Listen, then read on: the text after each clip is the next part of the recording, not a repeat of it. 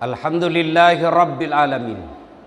Wabihi nasta'inu ala umurid dunya waddin. Ashhadu an la ilaha illallah. Wa ashhadu anna Muhammadan abduhu wa rasuluh. Allahumma salli ala Sayyidina Muhammad wa ala alihi wa sahbihi ajma'in. Amma ba'd. Faqad qala Allah subhanahu wa ta'ala fi kitabil karim. Bismillahirrahmanirrahim. Ya ayyuhalladzina amanu dukhulu fi silmi kaffatan wa la tattabi'u khutuwatis syaitan innahu lakum aduwwum mubin. Wahai orang-orang yang beriman, masuklah engkau ke dalam Islam secara sempurna, bukan Islam gimik-gimik, bukan Islam pil caleg, bukan Islam pilkada. Islamlah secara benar. Dan janganlah engkau ikuti langkah-langkah setan, karena sesungguhnya setan itu musuh yang nyata bagi kalian. Ketika Bapak Ibu mendapat undangan acara ini, setan berusaha menggagalkan agar kita tidak datang. Setan itu paling tidak senang kalau kita dengar ceramah. Kenapa? Bocor rahasianya. Maka dia berusaha menggoda kita di rumah tadi. Nggak usah kau datang, panas, capek. Nggak usah kau datang, baru saja kau dengar khutbah tadi. Nggak usah kau datang. Alhamdulillah, setan yang ada di rumah berhasil kita kalahkan sehingga kita bisa hadir di tempat ini. Apakah setelah duduk di tempat ini setan menyerah? Tidak, dia goda lagi agar kita tidak dengar ceramah. Nggak usah dengar ceramah, nggak usah dengar ceramah. Pegang HP-mu, pegang HP-mu. Jadi Bapak Ibu yang pegang HP kena godaan setan. Bagaimana kau mau dengar ceramah itu sih? Bukan saya kau dengar, HP-mu kau lihat. Sudah dikasih tahu masih juga yang pegang HP-nya. Bukan lagi kena setan. Bapak sudah jadi setan. Simpan dulu HP-nya Pak, simpan dulu ya. Ibu, halo Ibu. Ada 3 golongan yang makbul doanya, mustajab, cepat sampai. Satu diantaranya pendakwah, musafir yang lagi misi dakwah. Saya diantaranya. Dari Makassar musafir ke sini, doa saya makbul, cepat sampai. Maka saya berdoa, ya Allah, bukakanlah pintu jodoh bagi ibu-ibu. Mudah-mudahan suaminya kawin lagi. Khusus yang pegang HP-nya. Kenapa bapak-bapaknya amin? Oh Masya Allah. Bu simpan HP-nya dulu Bu ya. Bisa Ibu? Bisa. Ustadz kita mau rekam. Kalau Ibu rekam gambarnya kabur, suaranya bising. Tapi kami mau dengar nanti kalau pulang. Nggak usah cemas. Tuh ada kamera saya bawa dari Makassar. Tuh. Tapi kau bawa pulang Ustadz, jangan cemas. Nonton di YouTube. Tablik Akbar Masjid Osman Al Khair. Sudah itu jangan lupa like and share. Kenapa ketawa? Daripada artis kau follow, apa kau dapat kalau artis kau follow? Jelaskan saya bapak-bapak, apa kau dapat kalau artis kau follow? Hai guys, kita lagi di Jepang. Emang kau diundang? Hai guys, kita lagi makan kepiting. Kau dikirimi? Ayo. Apa bapak dapat? Ini anak-anak muda yang follow artis itu sampai puluhan juta followernya. Apa kau dapat? Habis amalmu. Kelihatan dadanya, kelihatan pahanya. Joget. Tidak juga kau dikasih pegang. Apakah cinta-cinta mau? Yang ketawa, saya serius ini. Coba kalau kau follow Mahfud MD, kau paham tentang hukum, kau paham tentang agama. Kau follow majelis ulama, kau dapat ilmunya, tambah imanmu. Kau amalkan ilmunya, tambah pahalamu. Kau sebarkan di grup WhatsApp, tambah lagi amalmu, namanya amal jariah. Maka yang belum follow Dasat Latif, follow Dasat Latif. Simpan dulu HP-nya Bu ya. Bu, simpan ya, bisa? Bisa? Wakalaidan bismillahirrahmanirrahim. Innallaha wa malaikatahu yusalluna 'alan nabi ya ayyuhalladzina amanu sallu alaihi wa sallimu taslima. Sesungguhnya Allah dan para malaikatnya bersalawat kepada Rasulullah Muhammad sallallahu alaihi wasallam. Maka wahai orang-orang yang beriman, bersalawatlah kalian kepada Rasulullah dengan sebaik-baik salawat. Ya ayyuhalladzina amanu taqullaha haqqa tuqatih wa la tamutunna illa wa antum muslimun.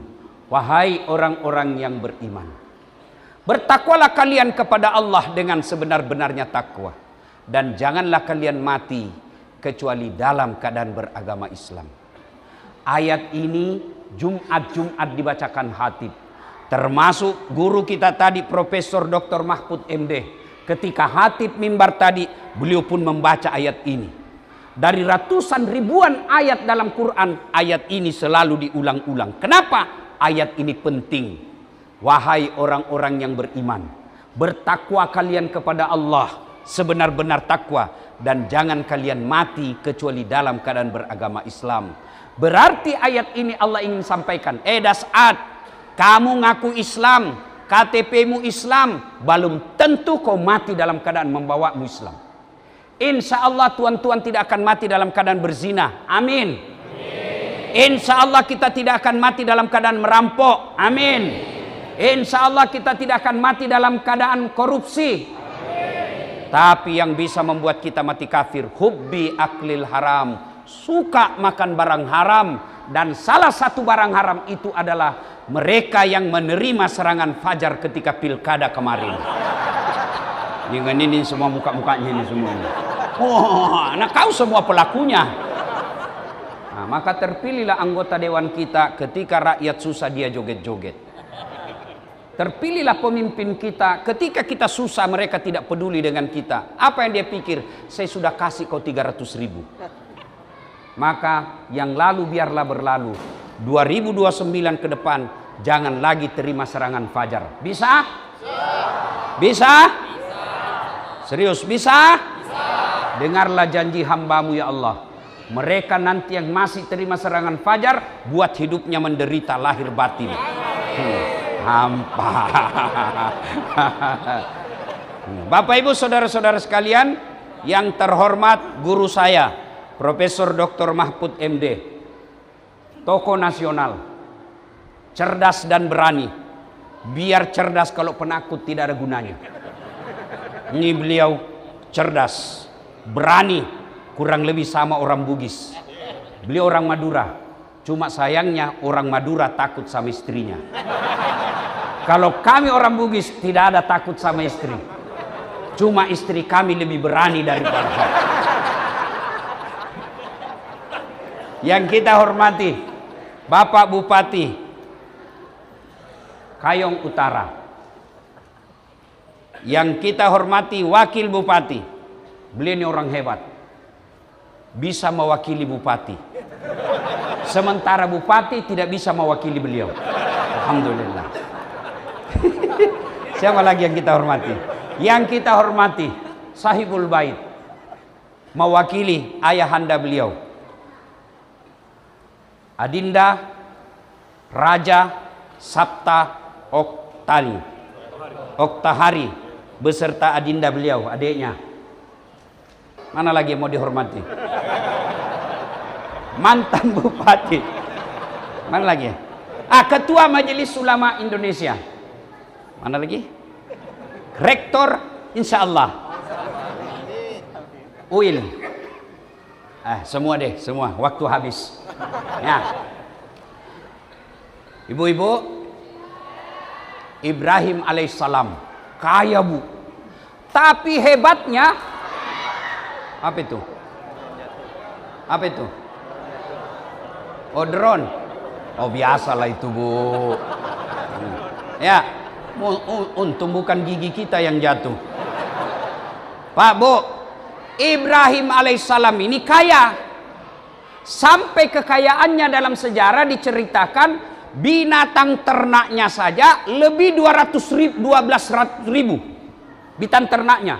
Tapi hebatnya kaya galau, kaya gelisah. Apa gelisahnya? Jangan sampai ini harta yang saya miliki menguasai hati saya sehingga saya tidak bisa terlepas dari hartaku. Dia sengsara pikirannya Pak. Cemas. Kenapa cemas? Jangan sampai ini harta lebih saya cintai daripada Allah. Kalau kita Pak sengsara karena tidak ada harta. Ini Ibrahim sengsara pikirannya karena kebanyakan harta. Maka untuk menghilangkan cintanya, terikatnya kepada harta, dia menyembelih binatang. Menyembelih apa dek? Binatang. Berapa dia sembelih? 1000 ekor domba, 300 ekor sapi, 100 ekor onta. Kira-kira kalau dirupiahkan sekarang kurang lebih 7 miliar. Maka seluruh makhluk memuji, termasuk malaikat. Kira-kira bahasanya begini kalau di Makassar. Jago kau Ibrahim. Luar biasa kau. Banyak sekali kau potong binatang. Apa Nabi bilang Ibrahim? Ini kecil. Ini binatang. Coba ada anakku. Anakku juga saya potong. Kenapa? Waktu itu tidak ada anaknya. Beginilah biasanya bahasanya caleg. Tenang sampean.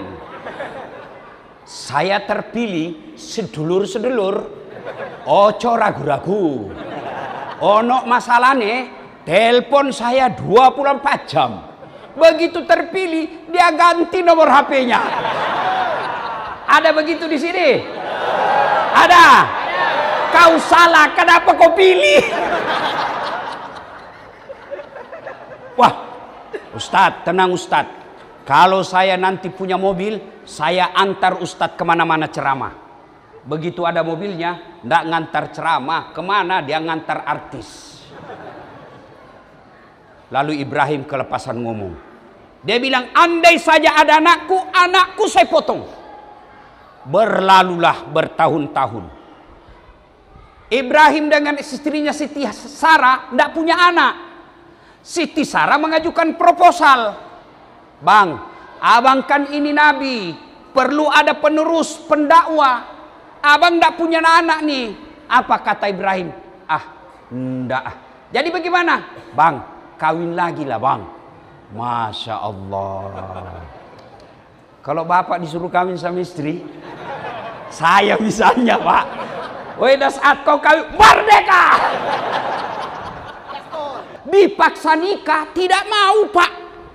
Sebagian kita dilarang sembunyi-sembunyi pak. Akhirnya desak-desak. Ibrahim pasrah. Oke lah, kalau begitu maumu. Tapi sama siapa? Kata Siti Sarah, bang, ndak usah jauh-jauh. Nih Hajar. Siti Hajar ini pembantunya Ibrahim. Ini menunjukkan tuan-tuan, tidak ada istri yang ikhlas kasih nikah suaminya 100%. Kalau dia ikhlas 100%, pasti dia bilang, silakan kau cari, silakan ke Plaza Indonesia, kau pilih mana yang kau suka. Enggak. Tapi siapa dikasih? Pembantu. Nikah. Setelah menikah, dengan izin Allah, Ibrahim setelah menikah Siti Hajar, hamil Siti Hajar. Dengan izin Allah, hamil pula Siti Sarah. Maka ibu-ibu, halo ibu, kalau ada di sini sampai sekarang belum punya anak, coba ilmunya Siti Hajar saja, Siti Sarah. Coba ilmunya ya, boleh dicoba. Ibrahim, tinggalkan Palestina, yang sekarang namanya Palestina, kau jalan saja. Kemana ya Allah? Pokoknya kau jalan. Nanti saya tunjukkan kau sampai di mana. Jalanlah Ibrahim. Anaknya Ibrahim dengan Siti Hajar namanya Ismail alaihissalam. Inilah keturunannya orang Islam. Ibrahim alaihissalam dengan istrinya Siti Sarah lahir anaknya namanya Ishak alaihissalam. Inilah keturunan orang Yahudi. Jadi kita dengan Yahudi sebenarnya satu keturunan kakek. Cuma Yahudi kurang ngajar. Nah, jalan Ibrahim, Siti Hajar. Kata Siti Hajar, kemana kita? Saya juga tidak tahu. Allah memerintahkan, Tuhanku perintah. Jalan dari Palestina, lalu singgah kau di situ, kata Allah. Ibrahim, kau singgah di tumpukan batu itu. Tumpukan batu itulah sekarang Pak namanya Ka'bah. Setelah singgah, Lalu Allah perintahkan, Ibrahim, sampai tujuanmu, balik lagi kamu ke kampung asalmu. Untuk apa ya Allah? Pokoknya kau balik. Lalu Ibrahim berkata kepada istrinya, sayangku, dalam kitab tidak ada sayangku. Ini supaya nak, soalnya panas begini Pak. Ya, saya diperintah Allah untuk balik lagi ke Palestina. Bang, kalau ini perintah Tuhan, don't worry, be happy. Tidak ada dalam kitab ini, tidak ada. Ini bahasa dasar aja ini ya, supaya gaya-gaya sedikit ya kan. Jangan cebas Bang, silakan jokkani launi daeng. Ada Bugis di sini? Ada Bugis? Coba angkat tangan orang Bugis. Masya Allah, kemana-mana saya ceramah selalu ramai orang Bugis. Saya pergi ke Sabah Sarawak, Malaysia, banyak orang Bugis. Saya pergi ke Singapura, ada Bugis Street. Saya pergi ke Cape Town, ada juga orang Bugis. Saya pergi ke Riau, banyak juga orang Bugis. Saya sampai lagi di sini, banyak lagi orang Bugis. Begitu saya masuk penjara, banyak juga orang Bugis. Jago ini orang Bugis Pak.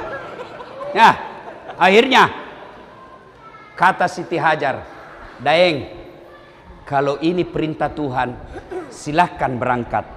Tidak usah cemaskan saya akan urus anakku. Berangkatlah Ibrahim alaihissalam ke Palestina. Siti Hajar, anaknya menangis, Ismail. Kenapa? Kehausan di tengah padang pasir.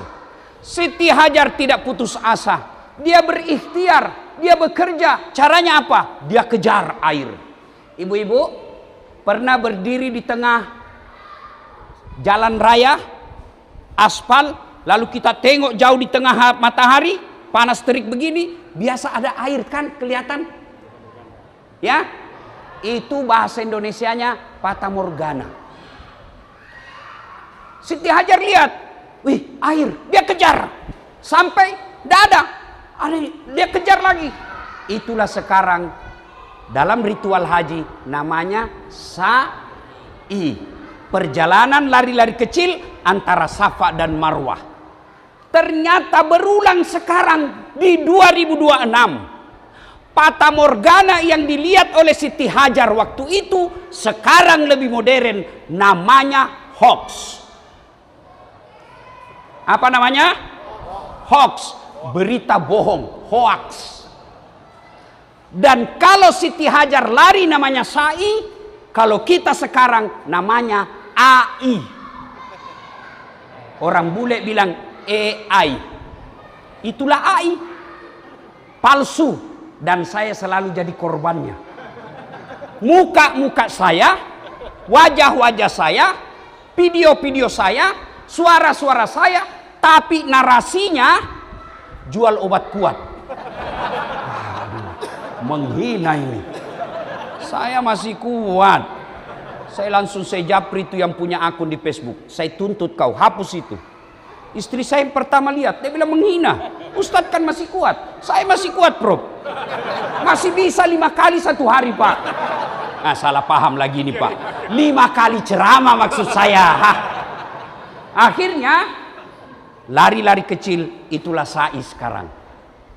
Lari lagi, tidak dapat. Pasrah Siti Hajar. Ya Allah, bantu kami, selamatkan saya dan anakku. Allah terpersona dan memerintahkan Jibril, kau turun bantu Siti Hajar, hentakkan kakinya Ismail di pasir, dan dihentakkan kakinya. Begitu dihentakkan kakinya di pasir, keluar air, muncrat. Lalu melihat air itu, Siti Hajar berkata, Zam-zam, Zam-zam. Itulah air Zam-zam sekarang. Saya doakan yang belum minum air Zam-zam, mudah-mudahan Allah berikan kemampuan, kesempatan untuk meminum air Zam-zam di sumbernya. Amin. Sudah, berlalulah. Beredar berita, ada air, sumber mata air di padang pasir, di tengah gurun, airnya muncrat tidak pernah habis. Maka beredarlah itu informasi, datanglah orang dari segala penjuru, membikin tenda, membikin penginapan, membikin pemukiman. Itulah sekarang yang dulu namanya Hijaz, sekarang namanya Makkah. Ini mengganggu anak-anak kita di atas ini. Inilah bapak-bapak pelanggaran kita anak-anak. Bapak, saya tidak salahkan mereka. Yang saya salahkan orang tuanya. Saya ini Pak, bukan alumni pesantren. Tapi kalau ada pengajian begini, bapakku dia suruh saya duduk di sampingnya. Duduk kau di sini. Dengar itu bapak saya dulu Pak. Akhirnya, meskipun saya tidak pernah pesantren, saya bisa jadi ustaz. Sekarang lihat anak-anak kita sekarang. Bapaknya duduk ceramah, dia bilang, kau pergi main nak. Tahan hancur-hancurlah dia di atas Pak. Mestinya itu, jangan ketawa saya serius ini. Mesti itu anak disuruh duduk di sampingnya bapak. Ketemulah mereka. Tapi orang Bugis mengenggo nih. Si lelu-lelu nih asik. Lalu apa kutu? Nah Bapak Ibu saudara-saudara sekalian. Lalu kita lanjut cerita. Itulah Hijaz yang kita sebut sekarang Makkah. Nah, berlalulah waktu. Tanggal 8 Zulhijjah. Mimpi di malam hari Nabi Ibrahim. Ibrahim, kamu pernah berjanji kalau ada anak saya potong. Sekarang ada anakmu, potong itu anakmu. Ibrahim bangun. Ini mimpi atau wahyu?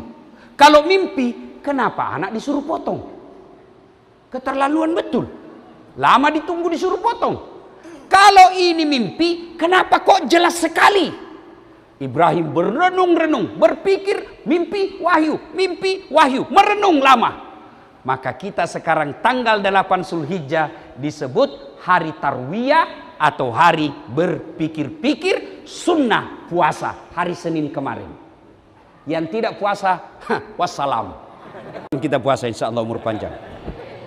9 Zulhijjah, mimpi lagi Ibrahim malam. Ibrahim, bayar utangmu, kau sudah nasar, potong itu anakmu. Ibrahim bangun. Ini bukan mimpi, ini wahyu dari Allah. Yakin dia, maka kita tanggal 9 Zulhijjah sekarang disebut hari Arafah atau hari penuh keyakinan. Sunnah puasa kemarin. Yang tidak puasa, wassalam. Tanggal 10 Zulhijjah, Ibrahim panggil anaknya. Mail. Ismail. Mail. Sini dulu bayi. Apa Pak? Apa Papi? Begini nak, saya ini mimpi diperintah Allah potong kamu. Menurut kamu bagaimana? Bapak nanti pulang, tanya anaknya bapak, yang SMP, SMA, saya disuruh potong kau nak. Apa kira-kira jawaban anak kita? Kenapa saya? Atau ku aja yang sudah tua, sudah mau mati itu dia. Itu anak pintar, tapi tidak soleh. Maka Ibrahim mintanya bukan anak pintar. Apa doanya Ibrahim? Allahumma rabbi habli minas salihin. Ya Allah, berikan hamba anak yang soleh. Bukan anak yang pintar, anak yang soleh. Bayangkan apa jawaban anaknya. Pak, kalau anak kita suruh potong. Kalau anak 5 Pak, kita punya anak 5, suruh potong, cari yang mana beleng-beleng. Nah ini beleng-beleng, ini potong dia ini.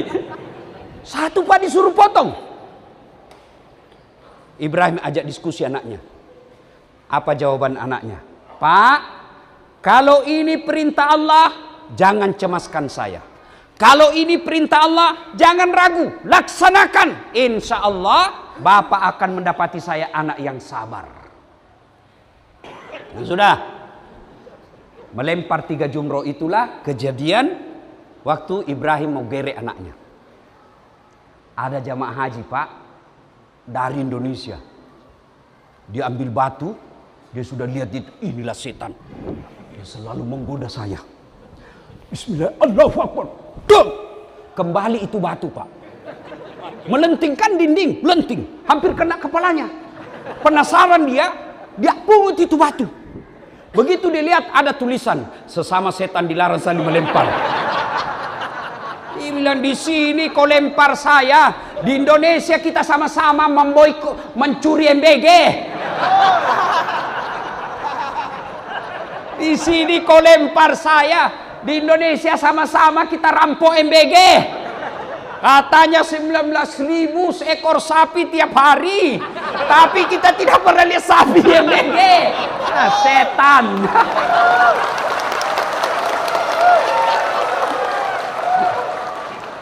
Ya. Di sini kau lempar saya.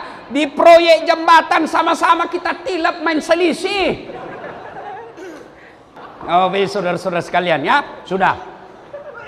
Lempar 3 jumroh, selesai. Bawalah anaknya. Sampailah dia di satu tempat yang konon kabarnya itu kalau bapak pergi umroh kan biasa dibawa siara luar. Itu ketika selesai kita dari Mina, dari Arafah, Musdalifah, kita menuju Mina, biasanya mutawif kita di bus, ibu bapak jamaah sebelah kiri. Ada di situ pos-pos dekat istana raja, disitulah dibaringkan Ismail. Lalu dibaringkanlah Ismail. Tutup mata, ikat. Sudah itu, malaikat semua terpesona. Terharu malaikat lihat Ismail. Lalu malaikat membesarkan Allah. Allahu Akbar. Allahu Akbar. Allahu Akbar. Mendengar ini disambut oleh Ibrahim. La ilaha illallah. Wallahu Akbar. Dan itu pun Ismail menjawabnya, menyambutnya, Allahu Akbar walillahil hamd. Itulah kalimat kalau kita takbiran. Allahu Akbar, Allahu Akbar, Allahu Akbar. Terpesonanya malaikat di langit. La ilaha illallah wallahu akbar. Ibrahim alaihissalam. Allahu Akbar walillahil hamd. Ismail. Lalu Allah perintahkan, wahai malaikat, kau tengok ini makhlukku yang pernah kau protes ketika dia akan menjadi pemimpin di dunia, kau anggap dia akan membawa kerusakan. Kau lihat itu Ibrahim, anaknya yang lama ditunggu, kecintaannya. Saya perintah potong, dia mau potong anaknya demi ketaatannya kepada Tuhannya. Nih hebat ini makhlukku. Jibril, kau ke sorga ambil kibas, ganti lehernya Ismail untuk menutup nazarnya Ibrahim. Gantilah. Untung Pak, lehernya Ismail diganti leher kibas. Kalau tidak, bisa jadi kita tidak ada di sini. Bayangkan kalau Pak Oso diperintah Allah, potong anakmu satu, dicarilah di mana di sini. Iya kan? Alhamdulillah. Maka jangan pelit. Yang paling alim yang ini. Maka jangan pelit, Pak. Pujilah Allah. Sampai di situ, itulah sejarahnya kurban. Ini untuk pengetahuan. Apa realisasinya dalam hidup? 1, jangan pernah pelit untuk Allah. Tadi Prof Mahfud bacakan di penutupnya. Inna a'tainakal kauzar. Terjemahan bebasnya, banyak nikmat saya kasih kau dah saat. Hambaku banyak nikmat saya kasih kamu. Nih. Tahu ini? Anak-anak, ini iPhone 17 2 tera. Kalah HP-nya, kalah. Apa ini mahal? Apa ini mahal? Bukan. Apa yang mahal? Telinga. Biar ada inimu, kalau kau tuli. Halo, Hei.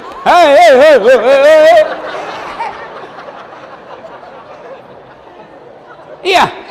Berarti bukan handphone yang mahal. Apa yang mahal? Telinga. Allah kasih kau gratis. Dan hebatnya ini telinga, dia bisa bedakan mana suara suami istrimu, mana mantanmu. Dan tidak perlu kursus. Coba bayangkan. Ini ada kameranya Pak. Ini kameranya Pak, yang hitam bisa jadi putih. Yang putih ada jerawatnya, bisa dia kasih mulus. Tapi apa kameranya yang mahal? Bukan. Apa yang mahal? Matamu. Ini saya mengajar Prof di Unhas, mata kuliah namanya sinematografi, fotografi. Itu kamera begitu, itu lebih 100 juta harganya. Tapi biar Bapak punya uang beli kamera, ndak ada ilmumu, ndak bisa kau pakai. Photostat setengah badan. Begitu jadi setengah badan, perut ke bawah. Ya. Mesti berapa harganya, ditahu ilmunya. Tapi bukan itu yang mahal. Mata. Ini mata Pak, autofokus. Begitu Bapak buka, langsung fokus. Bayangkan kalau harus diputar dulu. Tentara mau tabrak, tunggu dulu, fokus. Iya toh? Dan hebatnya lagi nih mata Pak Okta, dia bisa bedakan mana istri, mana sekretaris. Mana istri, mana tetangga. Bayangkan kalau tidak bisa kau bedakan, tak tukar-tukar istrimu. Kenapa? Lain-lain rasanya ini malam. Ternyata Satpol PP. Iya toh? Adek-adek. Dek. Tahu Ronaldo? Di Saudi gajinya 1 bulan 400 miliar. Kumpul seluruh gaji PNS di sini, enggak cukup itu Pak. Apa dia hebat? Bukan. Karena Allah kasih kaki yang bisa bengkok. Biar hebat tekniknya, ilmunya, kalau tidak bisa bengkok kakinya, mana bisa main bola?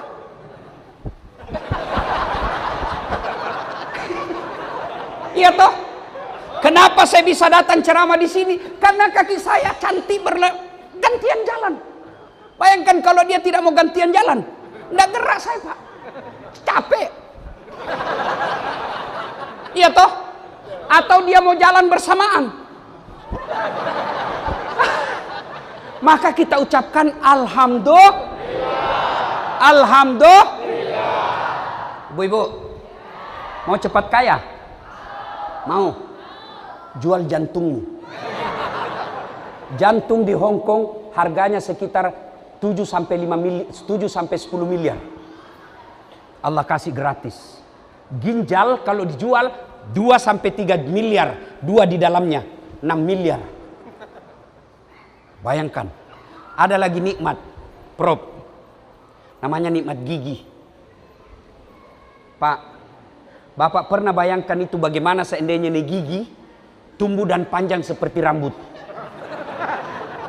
Pernah bayangkan? Gondrong sudah rambutmu ini baik. Saya yakin Pak Bupati dia akan terpilih kalau sudah gondrong mulutnya. Allahu Akbar. Maka kita selalu ucapkan alhamdulillah. Bu, biar dia kaya, terkenal, sehat, tapi tidak ada iman, tidak ada guna. Mau saya kasih contoh? Fir'aun terkenal sampai sekarang. Kekayaannya masih dicari sampai sekarang di Mesir. Gagah, raja, tapi tidak punya iman. Allah hinakan Fir'aun. Mana buktinya? Sampai sekarang tidak ada satupun orang sini, apa namanya? Kayong, Sukadana, tidak ada satupun mau kasih nama anaknya Fir'aun. Nah, kau Fir'aun ya. Terkenal, banyak duitnya, populer, raja. Allah hinakan Fir'aun, bukan cuma di situ Pak. Diharamkan masuk surga. Kalau kita 50-50, ada harapan masuk surga, terbuka peluang masuk neraka. Fir'aun pasti masuk neraka. Sebaliknya, ada manusia hina di pandangan manusia, namanya budak. Budak itu beda pembantu. Pembantu digaji, budak tidak ada gajinya. Namanya Masyita, tukang sisirnya anaknya Fir'aun, tapi purna iman. Allah muliakan. Ketika Nabi Isra Mi'raj, terpesona Nabi. Jibril, bau apa ini? Harum betul. Tidak pernah aku dapat harum seperti ini. Siapa dia Jibril? Arwah para nabi, para rasul, malaikat? Bukan. Siapa? Masyita dan keluarganya. Dan hebatnya Allah muliakan Masyita. Berapa banyak perempuan yang namanya Masyita. Maka iman yang penting. Dan ciri-ciri orang beriman, dia berkurban. Saya tidak mampu. Dengar kata guru kita tadi, Prof. Mahfud MD. Nabi katakan, siapa yang sudah mampu dan tidak berkorban, jangan kau dekati masjid kami. Saya tidak mampu. Oke, mari saya hitung. Yang tidak mampu. Berapa satu gelas kopi di warkop? Berapa? Hah? 15.000. Kue 2 5.000, 20.000. Ya kan? Rokok satu bungkus 30.000. Sudah berapa? 50. Kuota bulananmu? Jangan ketawa, saya suruh sini. Kali 1 tahun tidak mungkin kau tidak bisa beli kambing. Maka hati-hati saudaraku. Inna a'tainakal kausar, kata Allah. Saya kasih kau nikmat. Maka Allah tidak minta kita banyak. Allah cuma minta apa? Fasalli li rabbika wanhar. Salatlah kalian. Kalau kau salat, saya kasih kau apa yang kamu mau. Contoh, saya akrab dengan Pak Oso. Saya datang ke Jakarta. Tapi puang, saya lagi di Jakarta ini. Saya mau keliling-keliling cari orang Bugis keluarga saya, tapi tidak ada mobilku. Kata Puang Oso, tenang Ustadz. Telepon Pak Eko. Kok siap? Itu ada Dasat Latif di bandara. Kau bawakan mobil full tangki, tapi jangan lupa kasih pembeli oleh-oleh. Contoh, biar contoh cemburu juga Pak. Udah. 1 jam kemudian datang Pak Eko. Pak Ustadz, ini ada kunci mobil, silakan gunakan selama Ustadz di Jakarta. Full tangki, ini juga ada pembeli oleh-oleh dari Pak Oso. Selesai urusan saya soal mobil. Kenapa? Saya akrab sama yang punya mobil. Sebaliknya, ada dari Makassar, tidak pernah ketemu, tidak pernah dengar nama, tidak pernah lihat wajahnya, datang Jakarta. Tapi Puang, pinjam dulu mobilnya. Siapa ditelepon Pak Oso? Kapolres. Tangkap itu, tukang tipu itu. Tidak pernah ketemu kok, pinjam mobil. Tangkap dia. Begitu juga dalam hidupmu sedulur-sedulur. Tidak pernah kau sholat. Sholat cuma hari Jumat. Paling terlambat datang, paling cepat pulang. Orang khotbah kau tidur. Ada masalah dalam rumah tangga. Ya Allah, capek saya hidup. Capek saya hadapi hidup ini ya Allah. Allah berfirman, malaikat karena dia sudah capek jalani hidup, cabut nyawanya. Nggih? Nggih? Tuan-tuan, tidak ada susahnya bagi Allah kasih dunia. Allah cuma minta perbaiki sholatmu. Saya kasih lagi contoh. Pak Oso punya ajudan, ya kan? Begitu beliau panggil ajudan, itu Pak Eko biar lagi duduk langsung lompat, siap. Kalau perlu lagi makan kacang, dia makan dengan kulit-kulitnya, siap. Iya toh? Kira-kira pernah enggak itu si Pak Eko dipanggil sama Pak Oso? Pak Eko, tunggu dulu Pak. Sini, Bapak dan dia sibuk.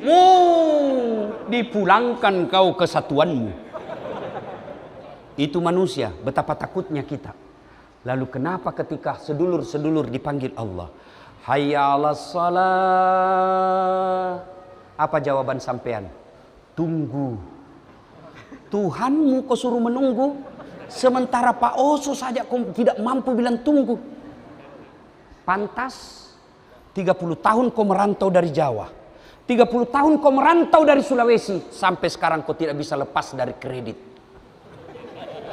Kenapa? Tuhanmu kau suruh menunggu. Sedulur-sedulur, tidak ada susahnya bagi Allah kasih yang kita mau. Allah panggil hayya 'alas shalah, cukup tidak, dia ulang 2 kali. Hayya 'alas shalah, belum datang.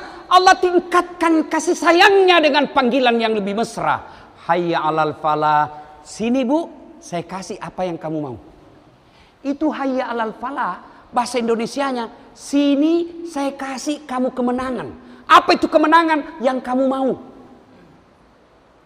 Ya Allah, bahagiakan rumah tanggaku. Ya Allah, perbaiki kesehatanku. Ya Allah, jadikan anakku soleh dan soleha. Allah maha mendengar, maka dia panggilnya, hayya alal falah, sini kamu, saya kasih kamu yang kamu mau. Tapi apa yang terjadi? Kita malah tidak datang. Wajar, hidup kita jauh dari apa yang kita inginkan. Saya sudah sholat Ustaz, betul kok sholat tapi tidak ikhlas. Hayya alal sholat, asar lagi. Kok tidak ikhlas? Saya sholat Ustaz, betul kok sholat tapi main-main.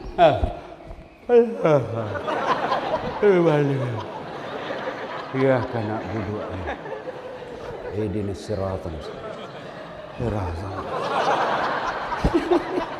Siapa ajar kau sholat makoti polo? Bapak ketawa karena bapak membayangkan diri sendiri kan? Sholatnya bukan ingat Allah, apa dia ingat? Uang. Allahu Akbar. Tadi duit saya 200.000, beli pulsa 100.000. Mana yang 100 ya? Allahu Akbar. Di mana saya simpannya? Karena dia sendiri Pak, dia periksa sendiri kantongnya. Allah. Begitu assalamualaikum, oh di bawah sadel. Selama bapak sholat.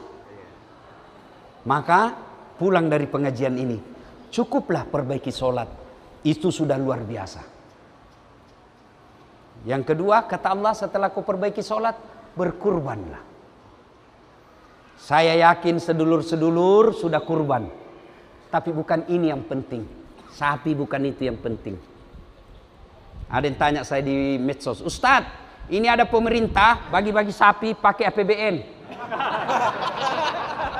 Bagaimana pandangan Ustadz? Masih lebih bau, masih jauh lebih baik yang 100 miliar itu bagi-bagi sapi daripada diambil para koruptor dan oligarki. Kita hargai niat baiknya. Soal amalnya biar Allah yang tahu. Udah? Nyembeli sapi bukan itu yang utama bagi Allah. Darah dan dagingnya tidak sampai kepada Allah. Tapi apa yang sampai? Kau potong sifat-sifat binatang dalam dirimu. Apa sifat binatang yang paling utama harus kita lawan? Kurangnya rasa malu. Qillatul haya, kata Nabi. Kurang rasa malu. Coba lihat itu sapi. Tahu sapi bu? Tahu sapi? Keliling aja tuh, nggak pakai celana. Kurang rasa malu Pak. Pejabat kita sekarang banyak yang menunjukkan kurang rasa malu. Bicara seenaknya, bicara tidak punya empati, bicara semau-maunya. Begitu diserang sama netizen, barulah dia minta maaf sambil pura-pura menangis. Itu orang rasa malu tuh Pak. Dua, serakah. Serakah. Tahu serakah? Lebih bahaya dari pelit. Kalau pelit, tidak mau diambil duitnya Pak. Kalau serakah, sudah tidak mau diambil, diambil uangnya orang. Tahu monyet? Tahu monyet? Kasih pisang. Kasih lagi, dia pegang tangannya sambil mengunyah. Kasih lagi, pegang tangan kirinya. Kasih lagi kaki kanannya. Kasih lagi kaki kirinya. Kasih temannya, dia rebut lagi tuh. Monyet. Serakah. Banyak sifat-sifat yang mesti kita sembuh. Tapi waktu terbatas. Bapak Ibu, inti terpenting. Kalau Bapak punya sifat tidak bagus, tidak punya iman, maka Quran seperti dibacakan Prof. Mahfud tadi, kalian lebih hina dari binatang.